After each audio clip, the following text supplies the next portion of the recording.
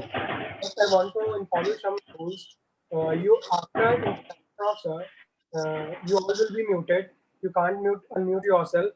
And second, if you have any questions, that will be entertained by sir at the last 15 to 20 minutes, and you all have to write your question on there. So I would like to request Neha to say something about sir. Good evening, everyone. Am I audible to everyone?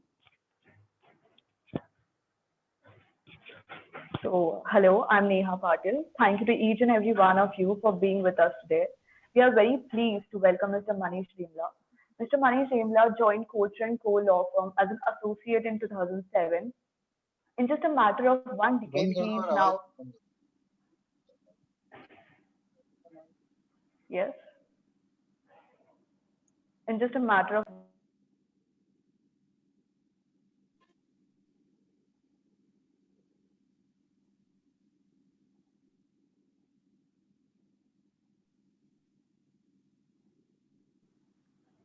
Yeah, please unmute yourself. yes, You're not. I actually, yes. May I start again? Go ahead. Yes, so I'll start again. Good evening, everyone. I am Neha Patil. Thank you to each and every one of you for being here with us today. We are very pleased to welcome Mr. Manish Dembla.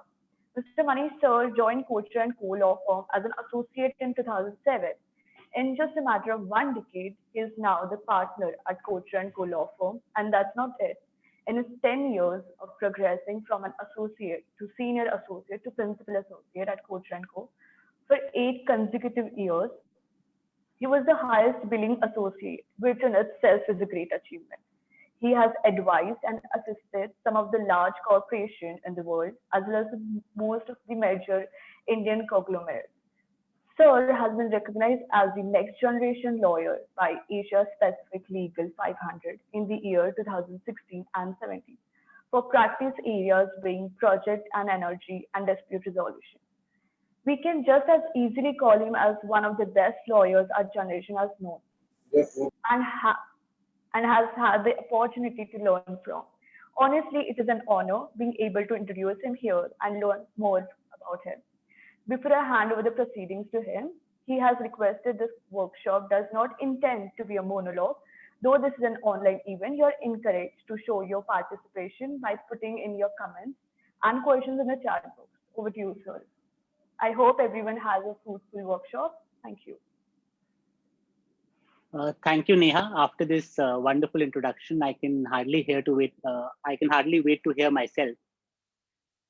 And thank you, Burnish Law Journal and the University of Mumbai Law Academy for organizing this webinar. Also, thank you to the participants for joining in. So before we begin, I would ask you a few questions. Okay, so as Neha said that let's try to make it participative. And so I'll request you that whenever I request you to do something by writing in the chat box or raising your hand, I'll encourage you to do that so that I can really feel your energy, because in online events you usually don't see the audience. In fact, right now I'm having some technical challenges and I'm looking at a blank mobile camera. I can't see any of you really. So it'll be great if you can keep typing in the chat box and show your participation. As Rituraj already said, as Neha already said, I'm a partner with Kochhar & Co. And I've been in the profession for about 14 years. In these 14 years, I have drafted, vetted, negotiated hundreds of contracts. And as a young lawyer, it was a steep learning curve. But I can promise you that it's not going to be the same for you. By the time we come to the end of this webinar, you would know a lot more about drafting contracts than I did when I was in law school, or even when I had put in a couple of years into the profession. And here comes the interesting part. I am also going to share with you a checklist for drafting contracts, which I've been using for many years. In the initial years of my practice, it used to be my reference guide while drafting contracts. Subsequently, when drafting agreements became second nature, I used to use it as something which I could use right at the end when I had drafted everything, just to check that I had included everything that is required to be included. And so I would like to ask you, how many of you would want me to share this checklist with you? And type me in the chat box.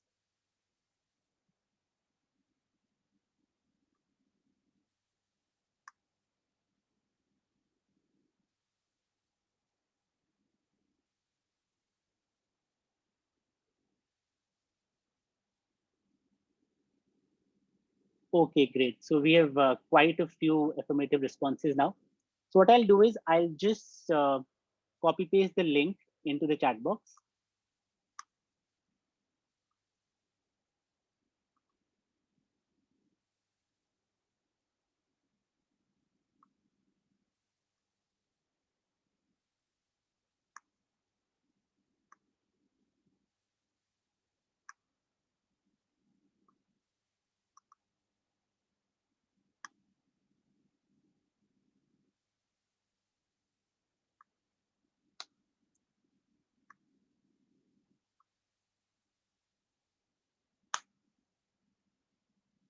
Okay, I've shared the link to that checklist, but there is a catch.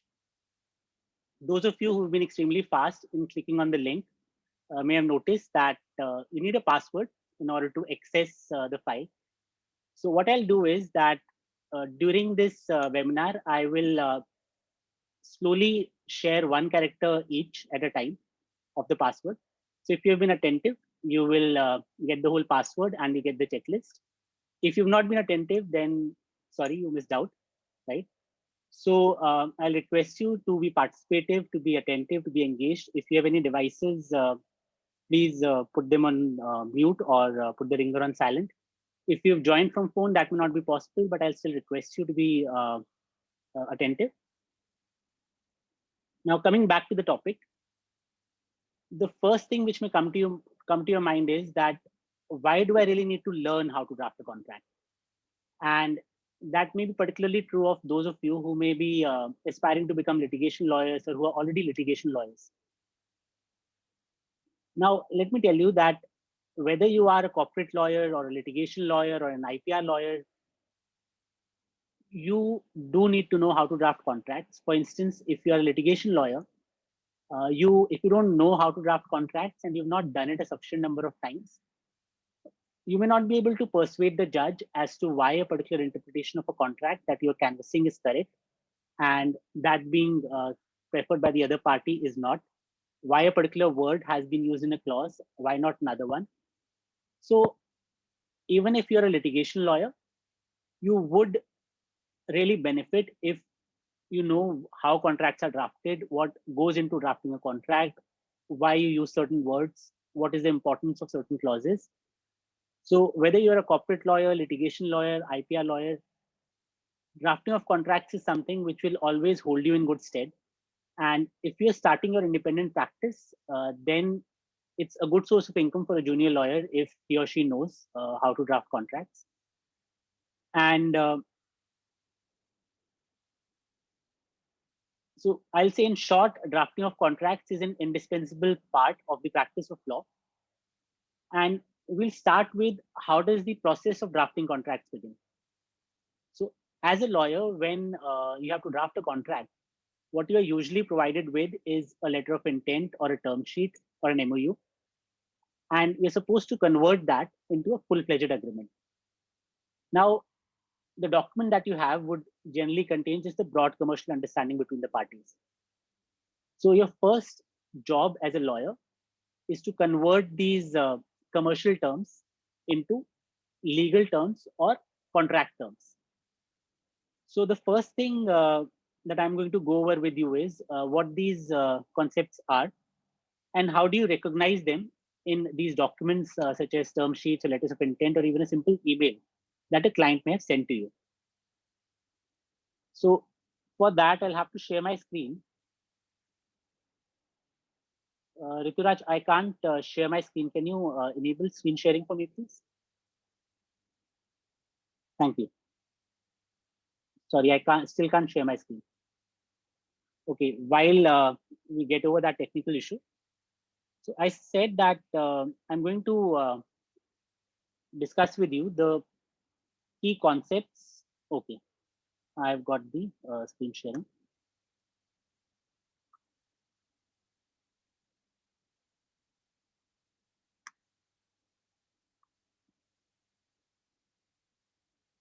Great. So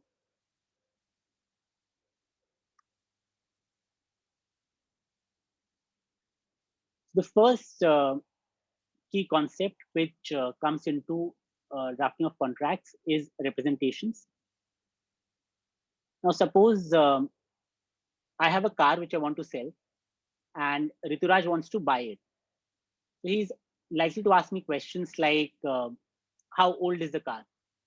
So I say it's 10 years old. How many kilometers it has run? 40,000 kilometers. Uh, has it been in good condition? Yes, it's been in a very good condition. It has never given me any problems. Has it ever been in any accidents? I say, well, my wife hit the society wall once while trying to reverse it. Other than that, it has not been in any accidents. And have you kept it properly maintained? I say, yes, I've always kept it maintained as per the owner's manual.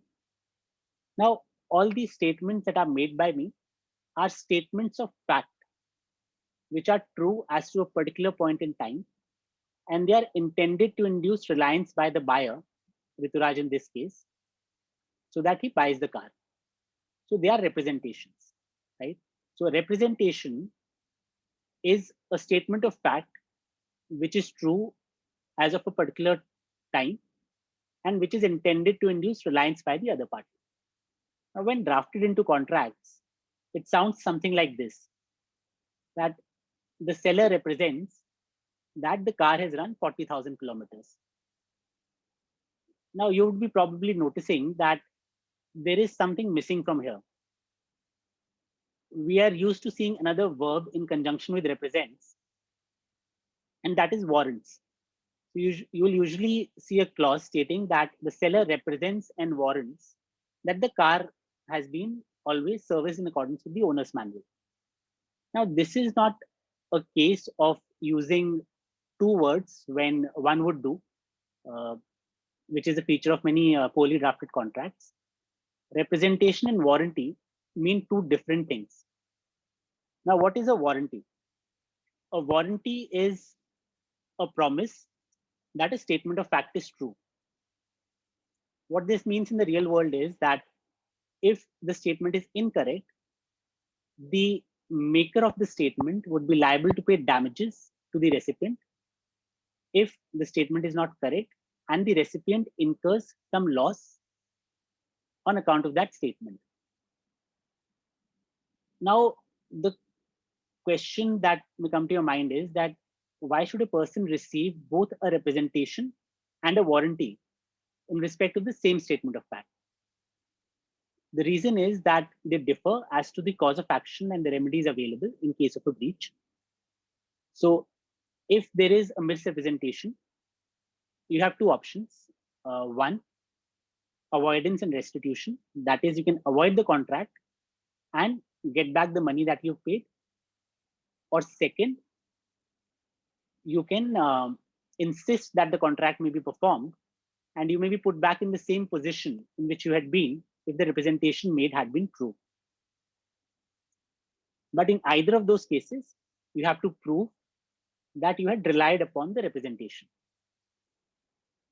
So I'll just repeat that. In case of a misrepresentation, you have two options as the innocent party.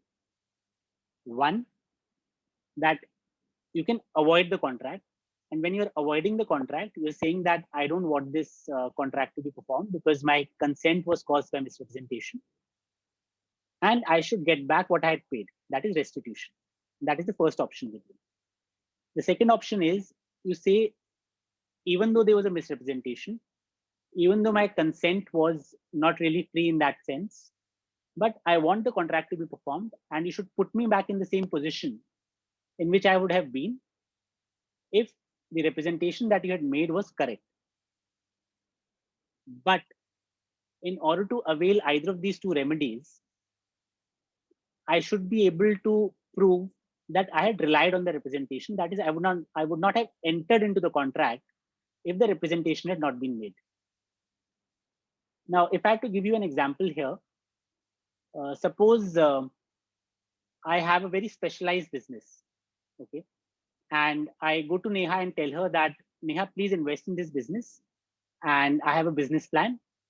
As per this business plan, if you invest rupees 10 crore this year, you will get 20 crores in the next year.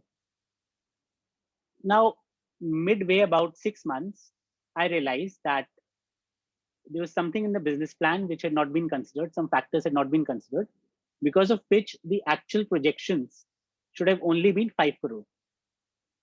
And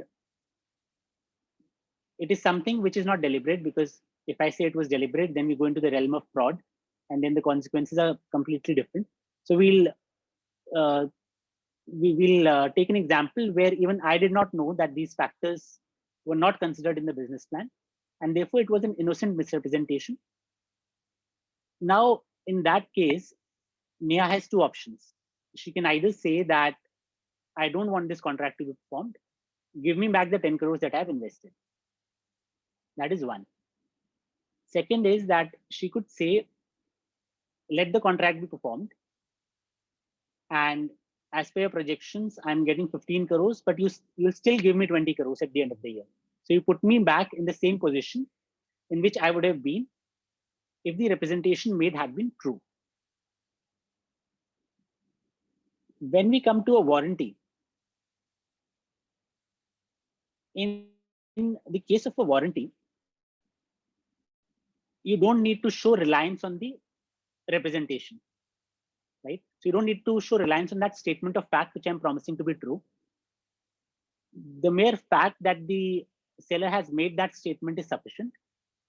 Second, I'm only entitled to damages. I am not entitled to avoid or terminate the contract, right? So the difference is, one, in case of a warranty, there's no termination right. And second, I don't need to show reliance, but I do get damages in case of a breach of a warranty. I hope this is understood. If you've understood this, please type yes in the chat box.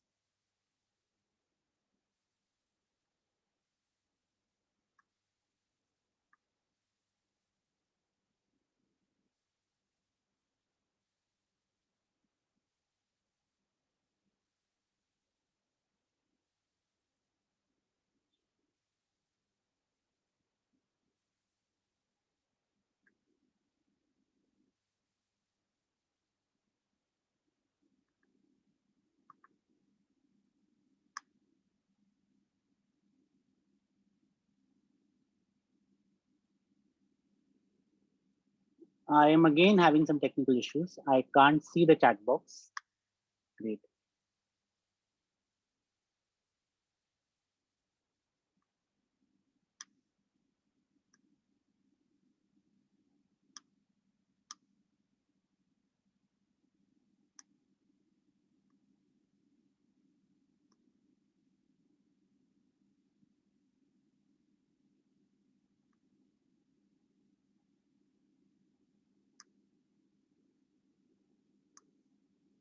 Guys, just give me a couple of minutes. I'll just figure out these technical challenges. Give me just a couple of minutes.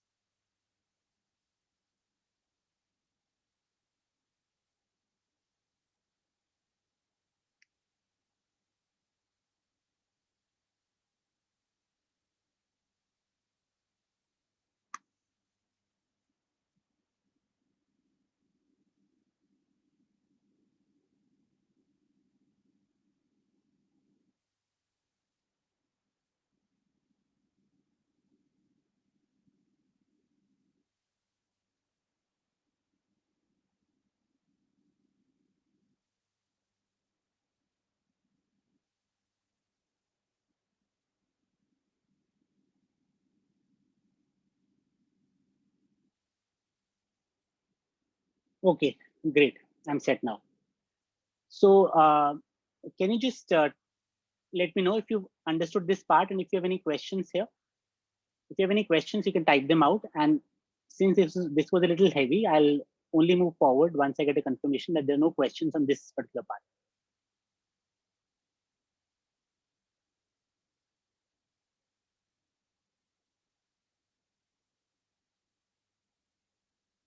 Okay, great. So Rishabh says it's clear to him, and there is no one saying that it's not clear. So we can move forward.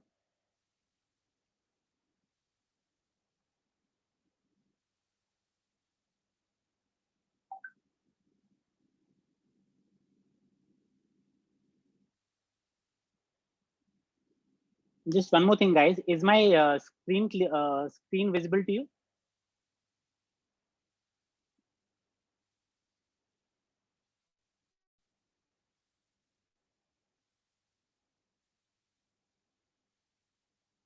Great. Thank you. So the next contract concept which I wanted to discuss is indemnities.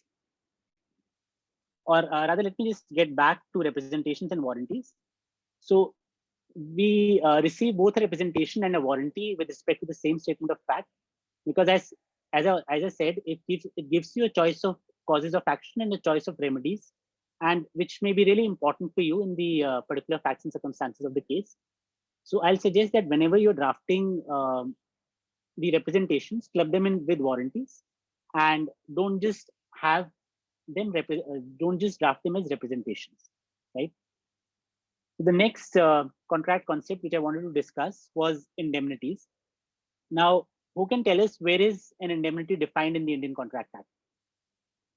You can type that in the chat box.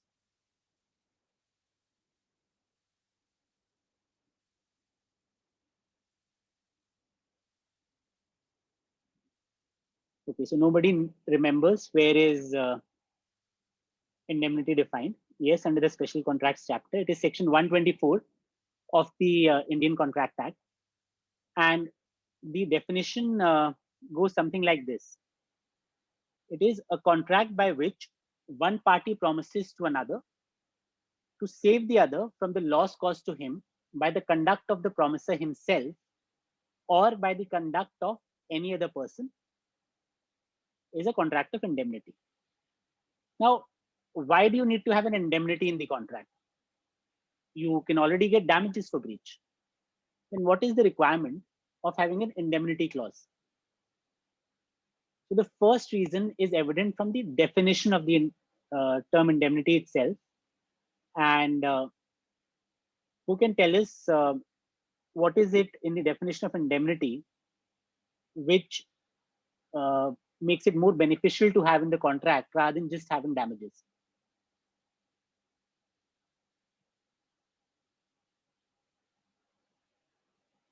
So Devansh has written loss. Anyone else? Okay. So someone is saying, Amit is saying, one party indemnified to the other, both buyer and seller indemnify each other. Okay. Rishabh is saying damages can only be claimed when actual loss is suffered. Okay. Siddharth says to cover future losses. Guys, if you look at the definition of indemnity here, it says a contract by which one party promises to save the other from the loss caused to him by the conduct of the promiser himself or by the conduct of any other person. So in case of damages under section 73 of the Indian Contract Act, you can claim damages only for the breach committed by the other contracting party. But in case of an indemnity, you can claim indemnity for the loss caused due to the conduct of another person as well. So here you're not limited to the conduct of the contracting party. So if, for example, suppose there's a representation by the opposite party that it holds sufficient rights to the intellectual property which it is licensing to you, and later what happens is you come to know that it is an infringement of the intellectual property rights of a third party, and that third party then takes some action against me, right?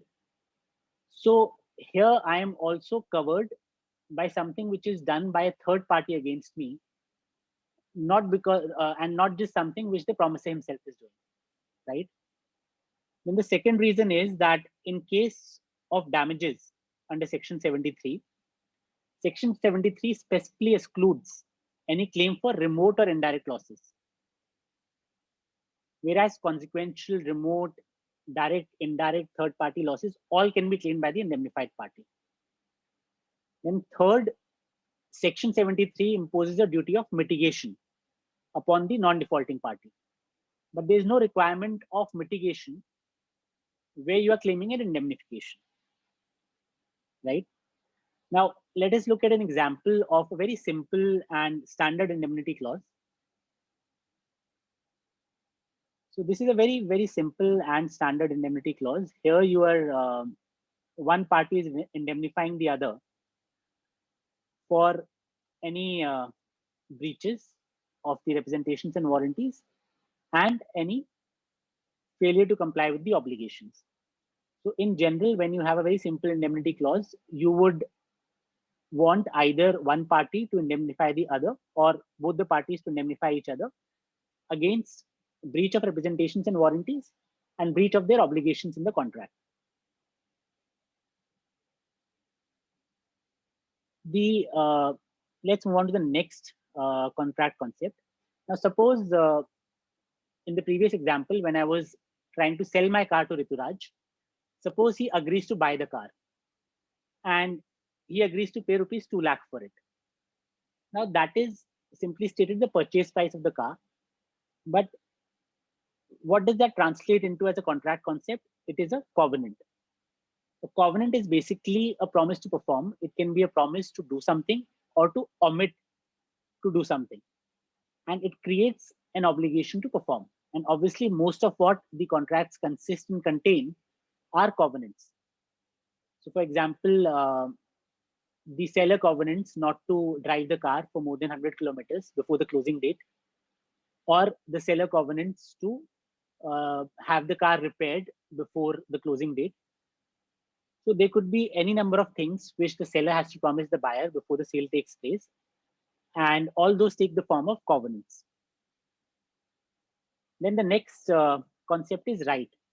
A right is merely the flip side of a covenant.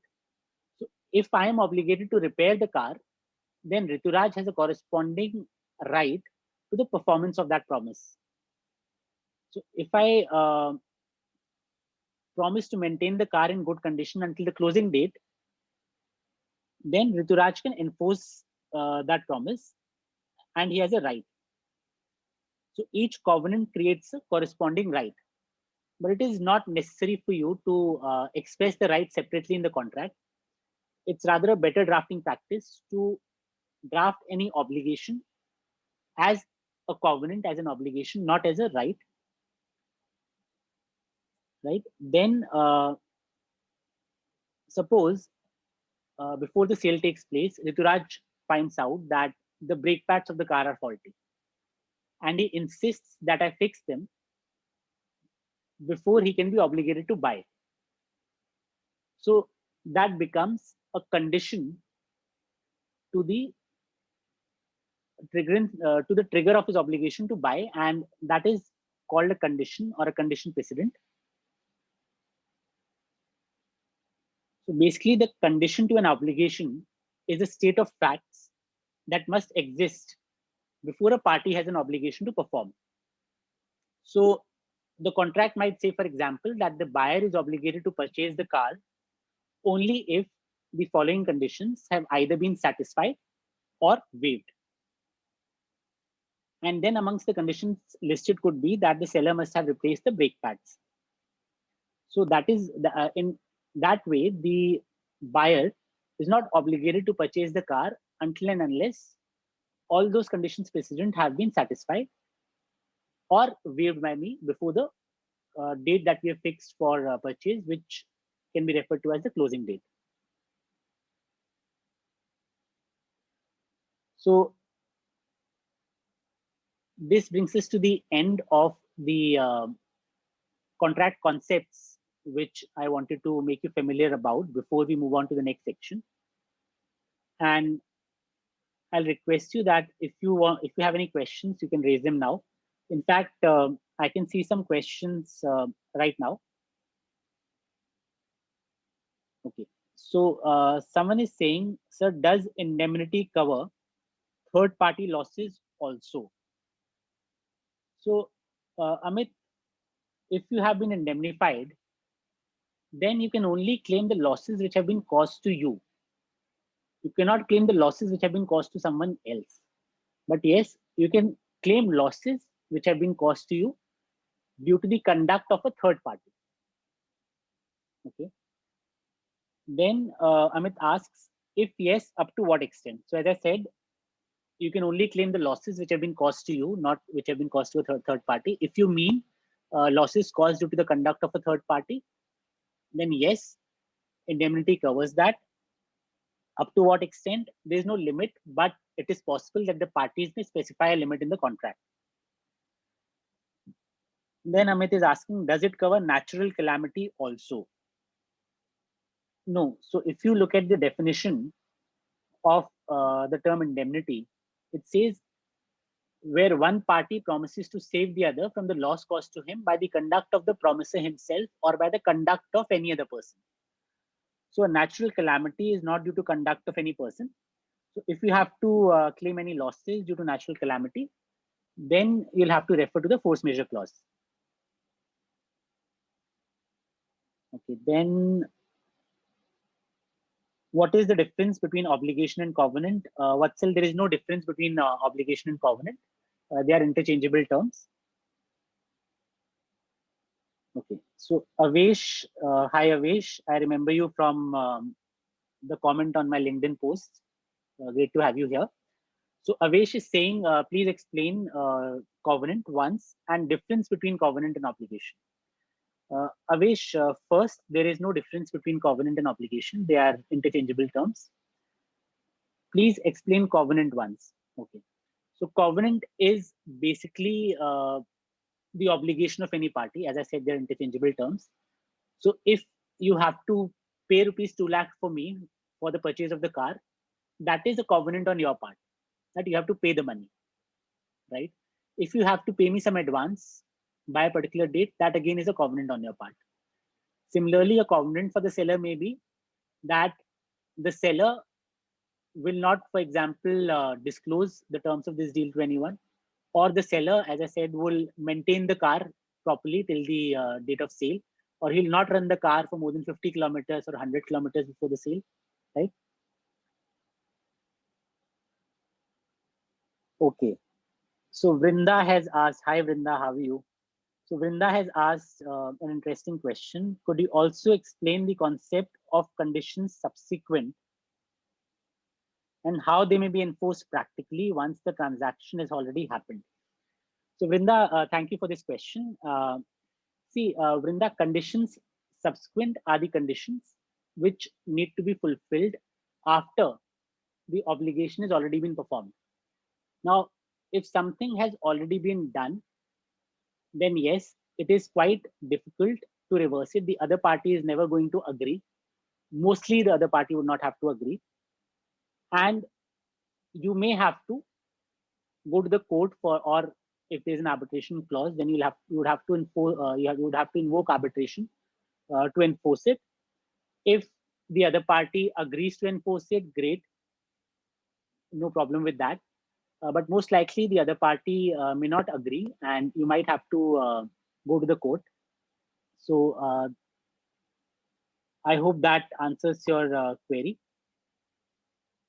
Could you give us an example of conditions subsequent? Okay. So an example of conditions subsequent, for example, could be that suppose we enter into a shareholders agreement with respect to a company, right? So there's a company X and B is already a shareholder in that company. A is investing money into X and becoming a shareholder. A and B enter into a shareholders agreement, and A also pays certain money to B. Now the subsequent condition to be fulfilled by B is B has to ensure that the memorandum and articles of association of the company are amended in a particular manner, right? Uh, so, for example, the basic terms of the shareholders agreement should be incorporated in the articles. Now, this is a condition subsequent. So this has to happen after the shareholders agreement has already been executed. Only once the shareholders agreement has been executed can you make sure that the articles of association are in consonance with that, and the amendment has to take place later. So I hope, Vidhi, that answers your question. Okay, so I don't see any further questions on this section. So can I proceed further? Great. Thank you, Vrinda, for permitting me to proceed. Okay. So the next thing, once you've seen a letter of intent, memorandum of understanding, and made notes and seen how to convert those commercial terms into contract terms or legal concepts, the next thing that you do is you get to the drafting of the contract. Now, when you are drafting a contract, what you will do most likely would be that you will use a template, and most people will use a template. Some people may be brilliant; they may not need any template, and they may, straight away start drafting. But whether you are using a template or whether you are just straight away getting to drafting, there are some important points which you need to consider, and I'll be taking you through each one of them one by one. But before that, I had promised that I'll be sharing the password to the checklist. So you can note down the first character of the password is M, M for Mumbai. So I repeat, the first character of the password is M. Okay. So now we come back to the topic. The first thing that you need to consider is what is the commercial understanding of the parties. So what I mean by this is, suppose I have a letter of intent with me, which I have to convert into an agreement. So what I'll do is, first of all, I will make sure that the document that I'm drafting or the document that I've picked up as a template, it is consistent with the commercial understanding. So practically what I'll do is I will take a printout of the letter of intent, and I will either take another printout of the agreement or just look at the agreement on my screen, and I'll tick mark each and every condition of the letter of intent and make sure that it is incorporated into the agreement. Also, if you're using a template, you have to make sure that there is nothing in the template which you leave out, which is inconsistent with the commercial understanding. So for example, your letter of intent says that there is a lock-in period on the other party of 3 years, before which the other party cannot terminate the agreement without cause. So that is what your letter of intent or term sheet says. But in the template that you're using, there was a clause which said that the other party has the right to terminate without cause by a 30 days notice. So obviously these are contrary to each other, and you have to make sure that this clause, if it was there in the template, it is taken out. And similarly, any other provision which is there in the template which is not consistent with your commercial understanding, that's removed. And at the same time, whatever is there in the term sheet is accurately and unambiguously captured in the draft that you prepared. Right? Then the next thing which you need to consider is whether the commercial understanding of the parties is consistent with law. Now, as a lawyer, if a client comes to you and says that these are my commercial terms with the other party, you're not just going to draft them and give him an agreement. You have to make sure that it is something which is enforceable.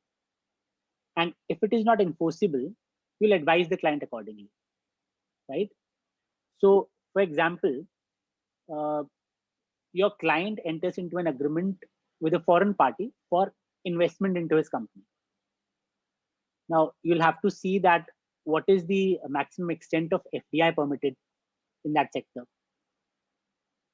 whether it is under the government route or the automatic approval route. And in either case, what are the conditions attached to the FDI? And then you have to make sure that the agreement that you're drafting is consistent with the law, right? The next thing that you have to consider is whether the agreement is in violation of a subsisting contract. Now, this is something which you'll have to ask the client, and there are certain cases where you will know that there could be some document which may be inconsistent, and you'll ask the client for that document.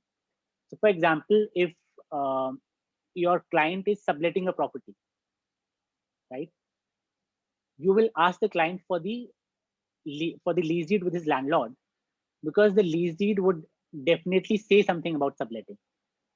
And if the lease deed says that the lessee needs to take permission of the landlord before subletting the property, then you'll have to advise your client that you first take the permission and only then you enter into the sublease agreement. Otherwise, you may have consequences under the lease. The landlord may terminate because you've not taken approval, and so on and so forth. And the next thing is that suppose the commercial understanding is not consistent with law, then you can't tell your client that, no, this can't be done. As a lawyer, your job is to make the deals go through. And then you'll have to analyze whether it is possible to achieve the commercial understanding in some other manner. Now, to give you an example, whenever National Highways Authority of India gives out contracts for building national highways, they are in the form of concession agreements. And when they give out these concession agreements, so yes, there are EPC contracts as well, but let's take the example of concession agreements. That suppose the National Highways Authority of India floats a tender, and the successful bidders, what they have to do is they have to incorporate a special purpose company. So that special purpose company is only for the purposes of that particular project, so that the project revenues don't get mixed with any other revenues and the accounts are clear. There is a special purpose company which has to be incorporated. Now, suppose there are two bidders, A and B, who are jointly bidding for this project. The terms and conditions of the NHAI bid documents say that in case there's a joint bidding, both the bidders should have at least in the aggregate about 74% shares in the SPV till up to 2 years from the commercial operation date. So there is a threshold of shareholding for each of the joint bidders, which has to be maintained up to a certain period. And also that one of them should hold at least more than 51%. And obviously there are certain eligibility criteria. So if you're jointly bidding, cumulatively, you should have certain experience. Now, suppose your client comes to you and he says that I don't have any experience in national highway projects. I won't be able to get the tender if I don't partner with B. While B has agreed to partner with me, B is only lending his name. And B is not going to put in any money. B is not going to do any work. And also, obviously, if B is not putting in any money, B is not even putting in money to buy the shares of the special purpose company. Now, there are two options with you. Either you will tell the client, no, this is not possible. And the client will tell you, this is very prevalent in the market. It keeps happening. Everyone does that. The second option for you is to do it the way everyone does it, which is what people usually do is they will submit a joint bidding agreement with NHAI. And after submitting that, they will also execute another agreement, which will be dated of a subsequent date, which will not be submitted to NHAI. Now, they'll think that since the latter agreement is subsequent, it will prevail. There's section 23 in the Indian Contract Act, which says that agreements, the object or consideration of which is unlawful, or if it is if it violates a third party contract, if it is in violation of public policy, then it is void. So this kind of a contract would obviously be void, one, in terms of section 23. Second, NHAI will have rights against you. NHAI might blacklist you if it comes to know. It might terminate your concession agreement. So there will be consequences. Now, the third option for you is to structure the transaction in such a manner that you can achieve the commercial objectives of the party and at the same time ensure that the whole transaction is consistent with the conditions which have been imposed by NHAI. And this is something that we call structuring, and lawyers charge a lot of money for this.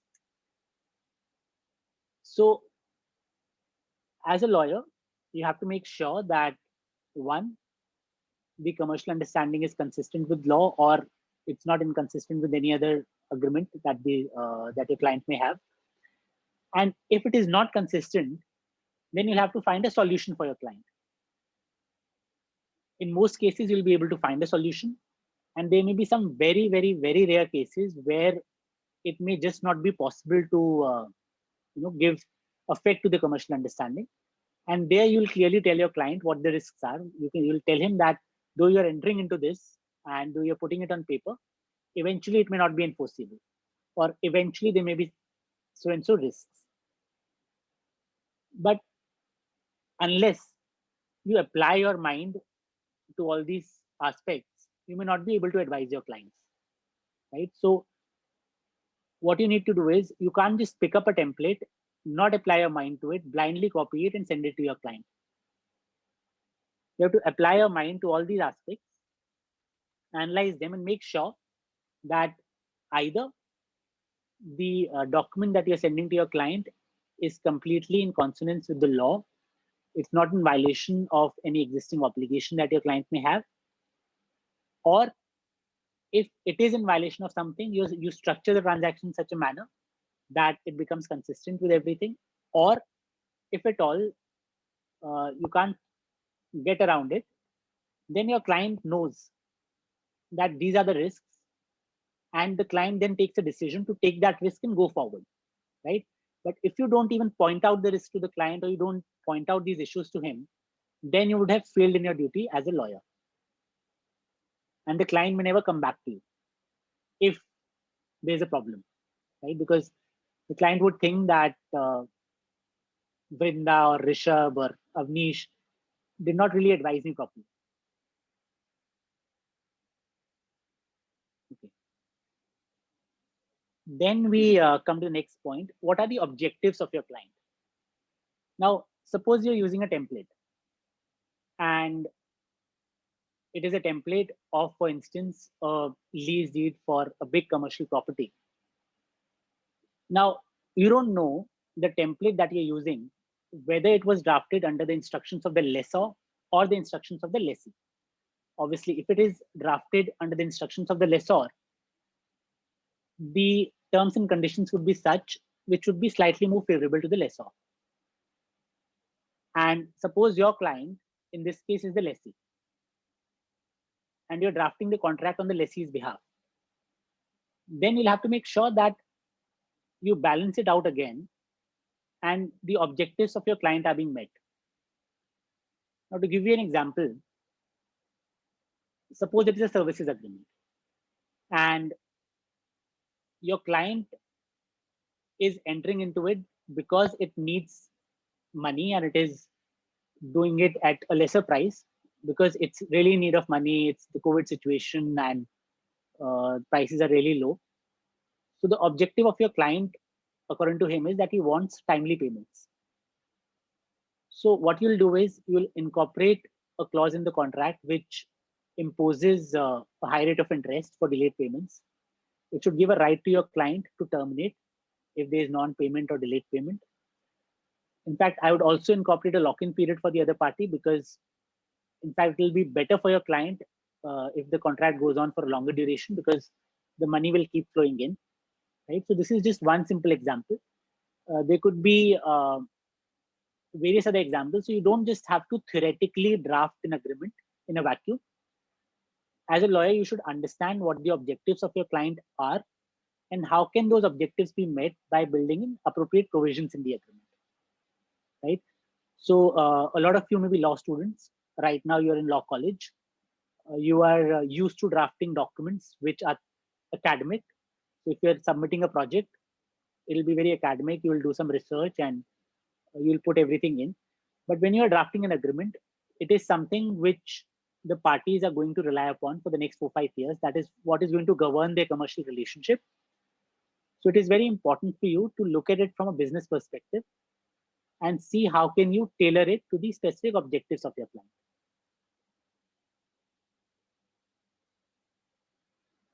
Okay.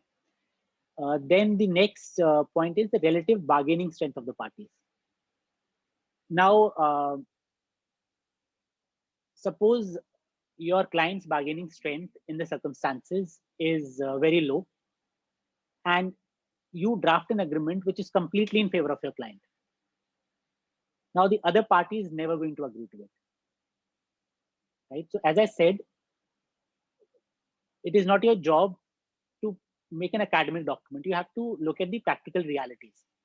And as a lawyer, it is your job to make transactions go through, not to be an impediment in the transactions. So if your client is really not in a position to impose very strict terms on the other party, and you've drafted something which is very onerous for the other party, then either the transaction will not go through, or it will take a lot of time, a lot of negotiations for the draft to become balanced and for the agreement to be executed. So even while you are making the first draft, you have to look at the relative bargaining strength of the parties and draft the agreement accordingly, right? And if you're using a template, you'll again have to see what perspective that template has been made from, and depending upon the bargaining strength of the parties, you may have to customize it. And I'll say, generally speaking, the party who is making the payment, except in case of probably a lease, generally the party who is making the payment is in a higher bargaining position, in a better bargaining position. Or if it's a party which is a very big brand and the other party is a smaller brand, for example, then the party which has more reputation may have higher bargaining power. So, for example, your client is a startup and the other party is an ExxonMobil or a Walmart or an Amazon. Your client may want to enter into an agreement with them, even with lesser margins, with stricter terms, just to have it in their profile that they have partnered with these companies, right? So in that case, you may have instructions from your client that we are fine with whatever terms they may impose. Please don't insist too much on what you want to have in the agreement. And in that case, you'll have to tailor your drafting in that manner. You'll have to negotiate the agreement in that manner. Now, the next point is very, very important. Does the agreement entail substantial tax consequences? And if yes, how can they be minimized? Now, as a corporate lawyer, or not just a corporate lawyer, even as a litigation lawyer, if you're drafting agreements, you may not be very specialized, or you may not have that much knowledge about tax laws, but you at least need to have the basic knowledge to flag if there are any tax issues which are arising in the agreement.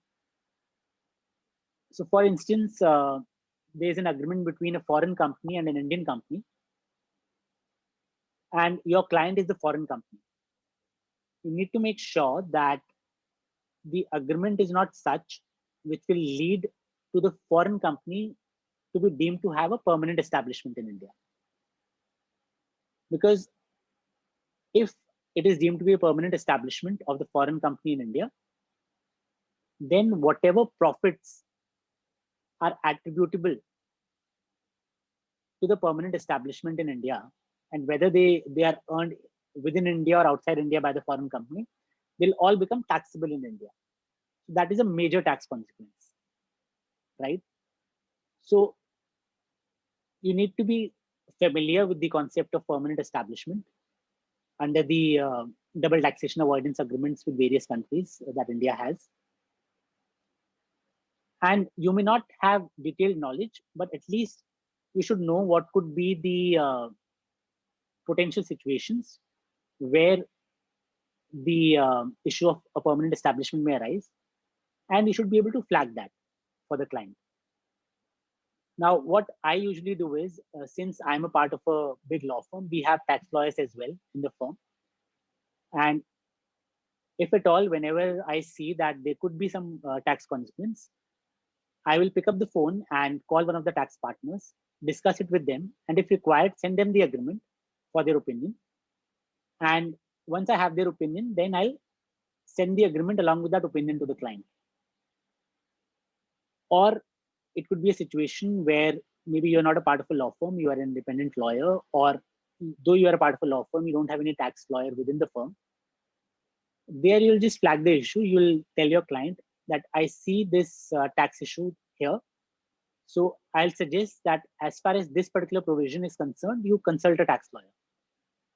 Because if you don't even flag that issue and the transaction goes through, and after a couple of years, there's a huge tax liability on your client, then again, the client is never going to come back to you. So though you're not a tax lawyer, it is your duty to at least flag these issues if you can't advise how to minimize those tax consequences.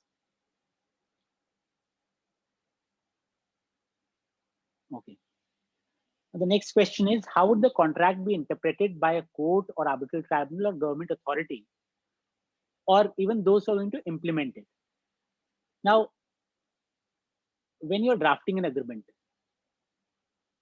you know the ins and outs, you know why a particular clause have been put into the contract, and there may be various rounds of negotiations. The clauses may change form. And as far as the parties and their lawyers are concerned, and even within the parties, the representatives of the parties who are involved in the negotiations, they may understand the whole meaning and import, and they would know what is the intent of putting various provisions in the contract. But if a third party is looking at it, for example, if it's a construction contract and it has to be implemented by the site engineers and site staff, will they be able to understand what you've written? Similarly, whether a court or arbitral tribunal will be able to understand it. So even after you are arriving at a finalized draft of a contract, you really need to review it properly to see that everything is stated plainly in simple language and is completely unambiguous. It should not happen that you may think that, okay, this was the intent of this provision, but when you go to a court, the court may say it doesn't reflect anywhere in the contract, right? So whatever is the intent of the parties in having different provisions, that should very clearly come out, unambiguously come out. And it is something which I would say can't be taught. It is something which you need to keep in mind, and with experience, you'll get there. But it's very difficult for anyone to tell you that how really you can do it. The most simple way is to use simple and unambiguous language. And sometimes what you may want to do is that maybe some of your, if you're working with a firm, or if you're working as a group of 4 or 5 lawyers, if you've drafted something, just run the draft through someone else in the firm or within your group of lawyers to have an opinion as to what he thinks is the meaning of this particular clause. Or basically, wherever you have any doubts that whether the meaning is being conveyed properly or not, just run it through someone else. Obviously, you take care of the confidentiality issues. You don't disclose it to a third party, and don't just share it with anyone. But if it is someone from your team, you can always run it through them and take a second opinion as to whether the meaning that you want to convey is being conveyed or not. Because when you have drafted something, you would always see the meaning the way you want to see it. And if you have a third party perspective, you'll be in a better position to judge whether the meaning that you want to convey is being conveyed. Now, in my case, I often take opinion from my teammates who may not be involved in that transaction. And even if you're very experienced, it's okay to ask someone who has just 3 or 4 years of experience their opinion on something. And it's not that once you become a partner in a law firm, you'll not ask your junior whether this is appropriately drafted or not. anyone who's not been involved in the transaction would always give you a fresh perspective, and it's good to have that perspective before you finalize the document. Okay, is it possible for a party to wriggle out of the contract? Now, this is quite interesting, and it works both ways. So, for example, your client has invested crores of rupees in the interiors of a property, and it has taken it on lease. Now, in such a situation, if the landlord has a right to terminate the contract without cause, to terminate the lease without cause, then there is a risk of the entire investment of your client in the premises going down the drain, right? So you would want in such a situation that you bind the landlord in such a manner that he cannot easily terminate the contract. So then you will have a lock-in period, and lock-in period would be such that at least the investment of your client in the interiors is recovered by the time that lock-in period is over. And even during the lock-in period, you will ensure that the landlord cannot terminate the contract on flimsy excuses. So, for example, if you say that the landlord can terminate on breach, then every small infraction of the terms of the lease, for example, you will not cause nuisance to the other occupants. You will maintain the property properly. So those could be some very small infractions which could be used as an excuse by the landlord to terminate. So you'll make sure that you specify the particular breaches for which the landlord can terminate. In fact, in such a situation, I'll give a right to the landlord to terminate only if there has been a non-payment of rent for at least 2 or 3 months and not otherwise, right? Because the landlord in any case would have a security deposit of 3 months. So I can negotiate with the landlord and say, okay, you can terminate, but only if I don't pay you rent for 2 months or 3 months, because you'll have that protection of 3 months by way of the security deposit. But suppose you are representing the landlord in this case, then, and suppose the real estate is down right now, it's been down for some time, the rents are low, but what if the rents were to increase after 6 months? And your client wants to retain that option of being able to terminate if he's getting higher rent. So in that case, you would try to get a right to terminate in as many situations as possible. You would want to have a wider right of termination, right? So again, the right of termination is something which is very important. You may want to keep it narrow if it's in your client's interest that the agreement is not terminated, and you would want to keep the termination clause very wide if your client wants to have that opportunity to terminate if he's getting a better opportunity somewhere else. Okay.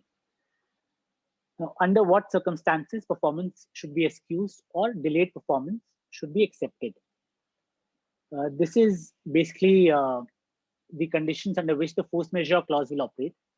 And before COVID, this used to be one of the neglected clauses. Nobody used to pay attention to this particular clause, but with the coming of COVID-19, I can't tell you, right from March to we are in May right now, we are still having communications between various parties on force majeure. And we never used to draft the force majeure clauses so well earlier. In most of the cases, you will see that force majeure clauses are not drafted very well. And there is so much ambiguity in these clauses. So there are a lot of disputes, and it has become very important for us now to pay even more attention to force majeure. Now, just as with termination, even in the case of force majeure, depending upon the party you are representing, you'll have to see whether you want to keep the scope of the force majeure clause narrow or you want to keep it wide. Now, suppose you are a party who's only making payments under the contract. Suppose there's a services agreement and your client is the recipient of services and the other party is the service provider. So when you are the recipient of services and you're only making payment for the services, then it is in your client's interest that the force majeure clause is narrowly worded. You don't want to allow the other party to have an excuse for non-performance or delayed performance of its obligations, right? And similarly, if you're on the other side, you are the service provider, you would want to keep the force majeure wide so that if there is anything which prevents you from performing your obligations, you can take advantage of the force majeure clause. Also, since force majeure has really come into focus right now, you need to make sure that it is very clearly spelled out in the contract what is the procedure for invoking force majeure. Now, our courts have held that if there's any procedure specified for invoking force majeure clause, that procedure has to be mandatorily followed. So make sure that the procedure for invoking the force majeure is clearly mentioned in the contract. Most contracts would say that the party who is affected by force majeure should give a notice of force majeure within a certain number of days. So most contracts would say that within 14 days or 7 days of coming to know of the force majeure event, you should give a notice of force majeure. Then, apart from that, if, for instance, it's a lease deed and you are the tenant, then you're not entitled to automatic suspension of rent in case of a force majeure. It is only when the lease deed specifically provides that the tenant will not be obliged to pay rent while the force majeure is subsisting, only then you'll have the right not to pay rent. Otherwise, you'll have to continue to pay rent. So it becomes very important from the perspective of a tenant. If you are representing a tenant, then the force majeure clause should clearly say that there will be a cessation of the payment obligation. And even in other, because in case of a lease deed, the tenant is in possession of the premises. So the tenant is in possession of the premises, there is nothing further for the landlord to do, right? So the tenant cannot say the landlord did not perform his obligation, so I don't have to pay rent. Landlord has put you into possession. So unless the lease deed says that you will not be liable to pay rent during force majeure, you will have to pay it. So that's where the drafting of the force majeure becomes extremely critical. And there could be various other examples where, in fact, in all cases these days, force majeure clause is very important. But suspension of the obligation to pay is quite important in the case of a lease deed and may become important in other kinds of agreements as well. Next is whether time should be stated to be the essence of the contract. Now, what does one mean by whether time is of the essence of the contract? It means that whether time is very critical for the contract or not. Now, suppose you state in the contract that time is of the essence. Then Section 55 of the Indian Contract Act provides that where time is of the essence and there is a delay in performance, then you have a right to terminate the contract. And second, you also have a right to claim damages.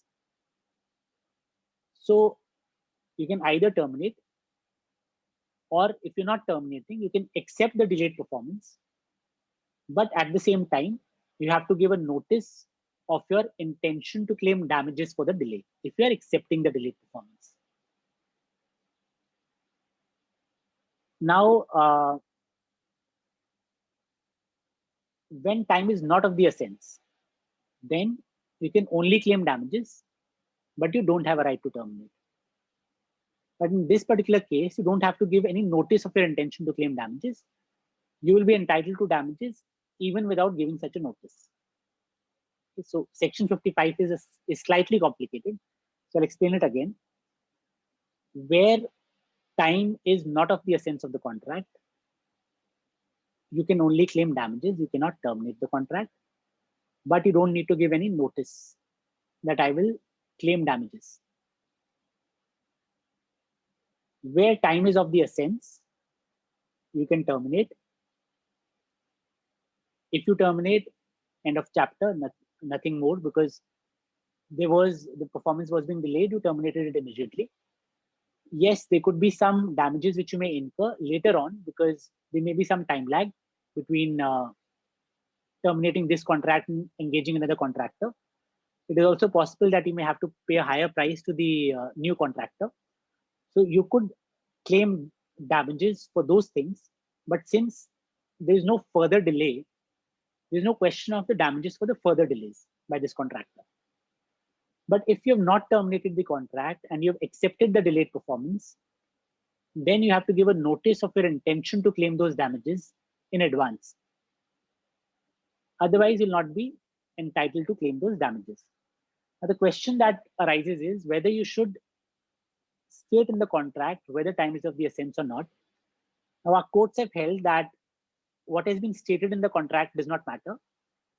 The court will look at the transaction as a whole and decide, in case of a dispute, whether time was actually the essence or not. So, for example, if there are provisions for extension of time, liquidated damages, then the court may say that time was not of the essence because the contract itself contemplated extension of time, or the contract contemplated liquidated damages for delay, and therefore time was not of essence. But if it is very critical for your client that the obligations of the other party are performed in time, you would want to state in the contract the times of the essence so that you can terminate because of delay. Otherwise, in the case of a delay, you will not be able to terminate at all. Okay, so we are left with the last 15 minutes for today. And I'll share the second character of the password. The second character of the password is D, D for Delhi. And I think we can take some questions in these last 15 minutes, or let me just see how many things are remaining in this section. And if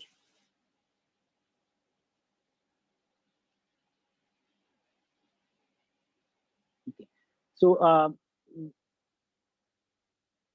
there are still a few things left in this section, but I think we're not left with much time. So I can just first take some questions, and once the questions have been addressed, then I can see if there's any time left. I can go to the further topics. Okay, so there's a question from TG.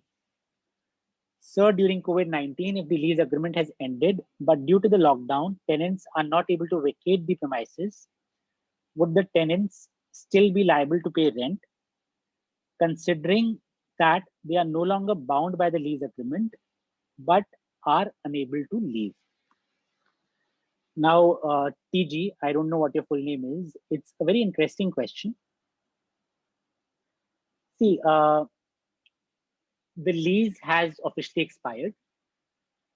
And if it was a normal situation, you would have vacated the premises, but you're not being able to vacate right now. Now look at it. First, let's examine this from a standpoint where there was no lockdown and the tenant could have vacated and does not vacate. And let's forget about the lockdown for a moment, and then we'll come back to the lockdown situation. So suppose there is a lease and the lease period has expired, but the tenant does not vacate. What are the rights of the landlord in such a situation? The landlord can claim rent and mean profits, right? Because basically, because of the tenant overstaying in the premises, the landlord is not being able to put the premises to any other use. He's not able to give it to any other tenant. But where there is a lockdown, even if this tenant had vacated, for instance, on the last day, the tenant had vacated somehow, would the landlord have been able to put the property to any other use? He would have not, right? So if the landlord would not have been able to put the property to any other use and he's not really suffered any damages, then he cannot claim any damages for from the tenant. Second, the tenant is not being able to leave only because of the lockdown, right? So why should he be able to pay rent? Your liability to pay rent arises only where there is a transfer of possession and there is an agreement to pay rent during that period. Here, though you had possession, the period expired and you have not voluntarily overstayed. And the landlord would also not have suffered any damages. So in my view, as long as the tenant has informed the landlord, notified the landlord that I am ready to vacate, the lease has terminated, I'm not being able to vacate only because of the lockdown. And as soon as the lockdown is over, and as soon as plumbers, electricians, and movers and packers, all those are available for me to enable me to vacate, I will vacate the premises. As long as that notification is gone to the landlord, in my view, the tenant should not be liable to pay any rent or any mean profits or any damages at all to the tenant. Okay. So Shrishti Srivastav is asking, what is the difference between force majeure and doctrine of frustration? Thank you, Shrishti, for this question. Shrishti, force majeure is a temporary suspension of the party's obligations, right? Whereas a frustration is where there is a complete impossibility to perform. So the situation of COVID in certain cases may not lead to frustration because though there could be a suspension for a small period, the parties can always resume their obligations later and it will be a force majeure. But if, for instance, there's a situation where Srishti and me entered into an agreement and later on what we've agreed to becomes unlawful, right?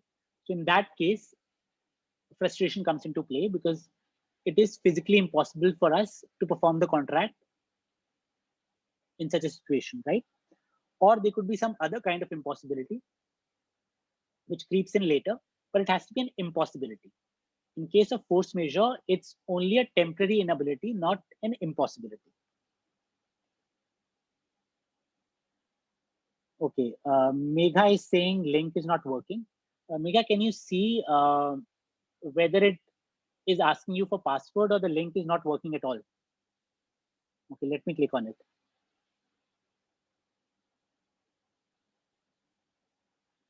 Okay, yes, there's some problem with the link. Give me a moment. I'll just paste the correct link into the browser.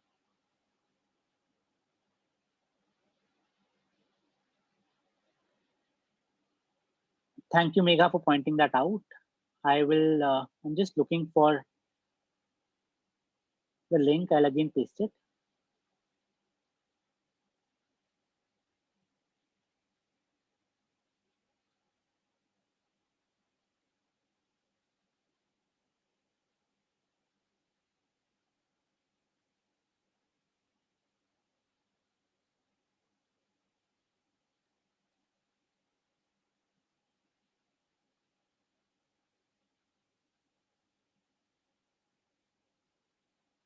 Okay, I have pasted the link again. If you guys can tell me whether the link is working or not.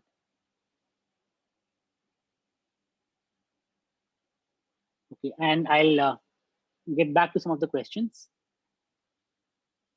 In the Vrinda is asking, in the NHI example, could you share how you would structure it? Vrinda, if you pay me 5 lakh rupees and ask me this question personally, I will definitely share with you how I would structure it.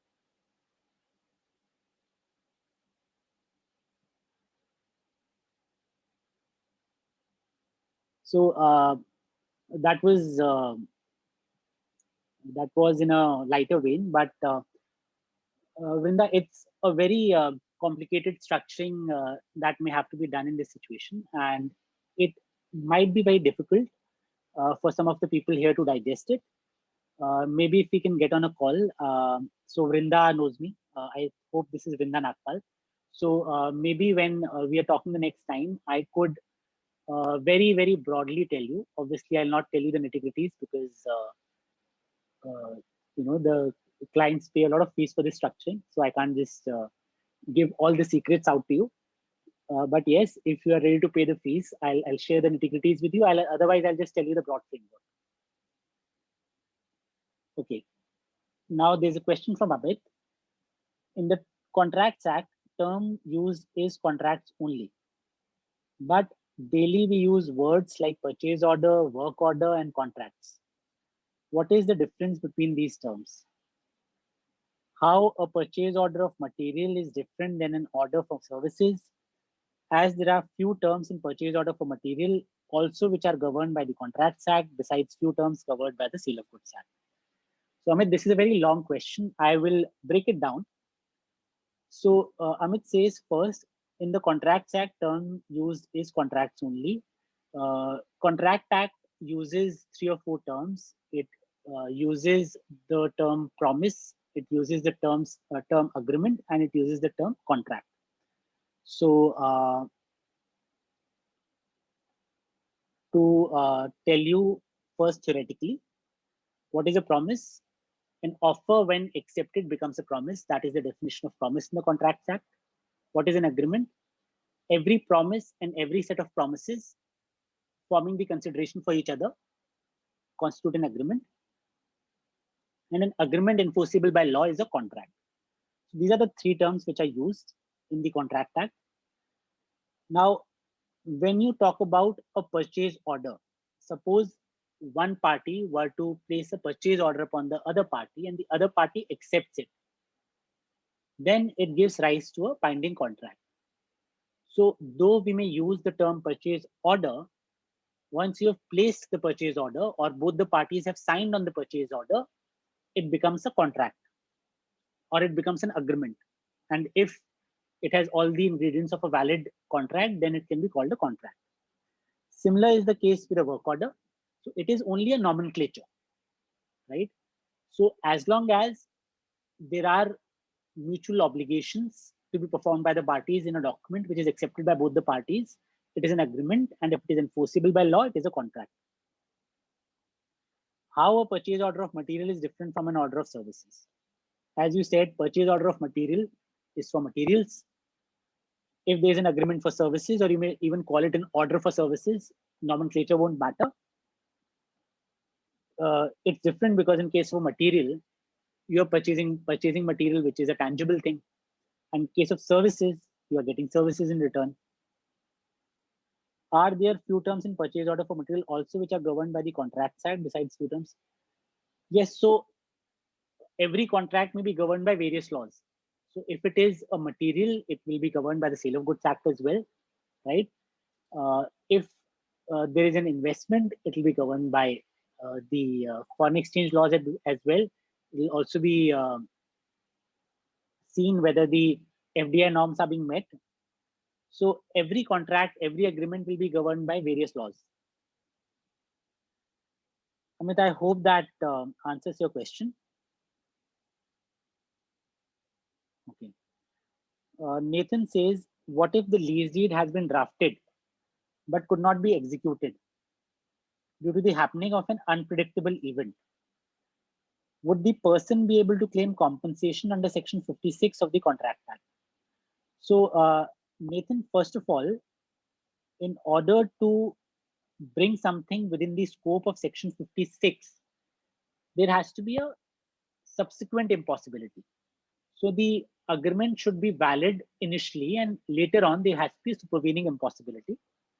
But if the agreement has been drafted but has not been executed for whatever reasons, and if it is an unpredictable event, it is not a breach by the other party, then it does not give rise to any obligations whatsoever, right?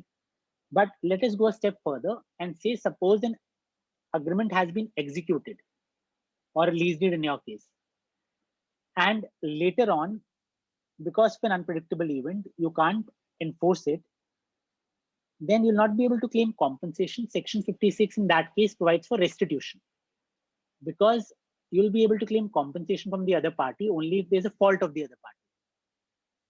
But if there's no fault of the other party and the contract has become void because of an impossibility, you'll be able to claim restitution. If you've paid some money under that contract, you'll be able to claim it back. Under the force majeure clause, is beyond reasonable control of the party considered to be unambiguous? Sanjeev, that's a good question. Beyond reasonable control is not really unambiguous. It is full of ambiguity. but sometimes you may have to put that under the definition of force majeure if you want the definition of force majeure to be wide. So as I said, there could be certain situations where the position of your client may require you to have the force majeure clause to be wider than normal. And you may want to state that any situation beyond the reasonable control of a party also constitutes a force majeure. If your client, if it is in the interest of your client that the force majeure clause is narrow, obviously you will resist any attempt by the other party to insert such a wide language. But if I have to just answer the question whether it is unambiguous, no, it is not unambiguous. It is full of ambiguity because the word reasonable itself is quite unreasonable. It's very subjective and it's completely ambiguous.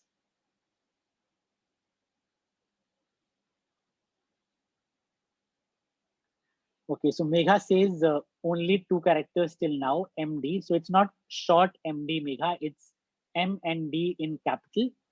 And the third character is, what was the third character? Third character is 1, the digit 1. Okay. So Rahul is saying that my video has stopped.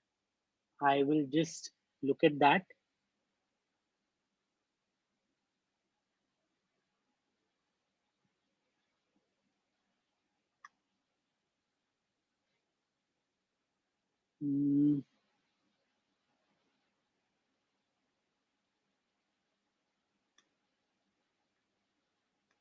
Okay, so my video seems to have stopped. Yes. Okay, let me just fix that. Give me a moment. And we're almost coming to the end of the meeting.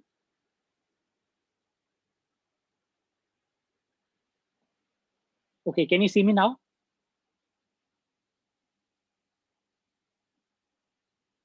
Okay, Niket is asking why am I not sharing the password? Niket, thank you for the question. I'm not sharing the password because this is a 2-part webinar. We are going to continue tomorrow as well. So the remaining digits or characters from the password I'll share tomorrow. Okay, so you can see my video now. Great. So thank you, everyone. It's 5:30. I think it's time to close the session for now, and we'll continue tomorrow. I hope whatever we discussed today was of value to you, and do come back tomorrow. Till now, I'd shared 3 characters of the password: capital M, capital D, the digit 1. I'll share the 4th character as well. The 4th character is S, S for Saket. So capital M, capital D, 1, and capital S. The remaining characters I'll share tomorrow during the webinar. In fact, if we have some time, we could also go through the checklist during the session itself. If not, don't worry. I would have covered everything from the checklist in these 2 sessions. So tomorrow again we start at 4, and if you have any other questions, okay. So Rahul is saying if I can switch to the 7th slide. Okay, let me switch to the 7th slide. So Niket, 7th.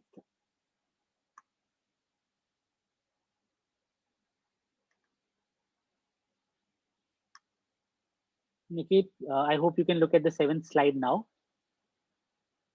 And I was saying that if you have any other feedback, if you have any other questions, feel free to connect with me on LinkedIn and you can ask those questions there. I'll also be posting about this session on my LinkedIn. Maybe you can comment there, and if you have any feedback or if you have any questions, further questions, you can put there.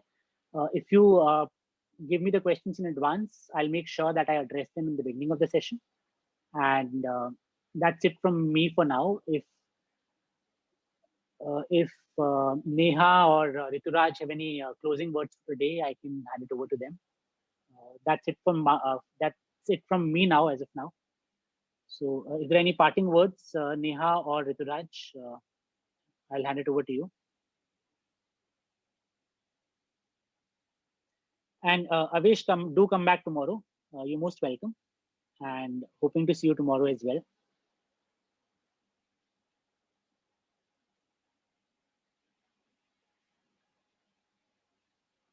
Rituraj, uh, are we ending the call right now, or do you have anything to say?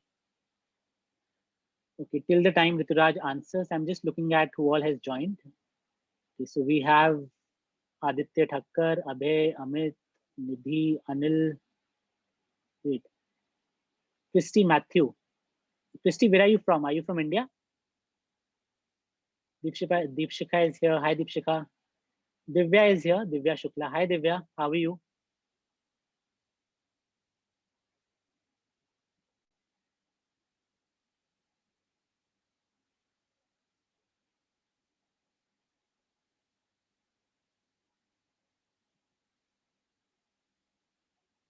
Oh, Mr. Vinay Shukla is also here. Hi, sir. How are you? So Mr. Vinay Shukla is quite senior to me, and I'm glad that he's here, along with his daughter, Divya Shukla. Great, sir. Great to see you here. Thank you for joining.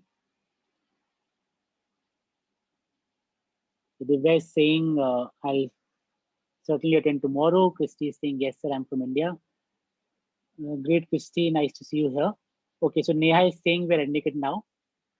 Okay, bye, guys. Thank you so much for joining, and it was quite enjoyable. Today, I had some technical issues because I was supposed to do this from my office, and I had the whole setup in my office, and suddenly the broadband went down, so I had to come back home and connect from home, and it was slightly messy in the beginning. So tomorrow, I'll make sure that I'm prepared in advance, and I'm not going to office tomorrow because the internet there is quite unreliable right now. Thank you for tuning in, and yeah, look forward to the session tomorrow as well. Bye bye.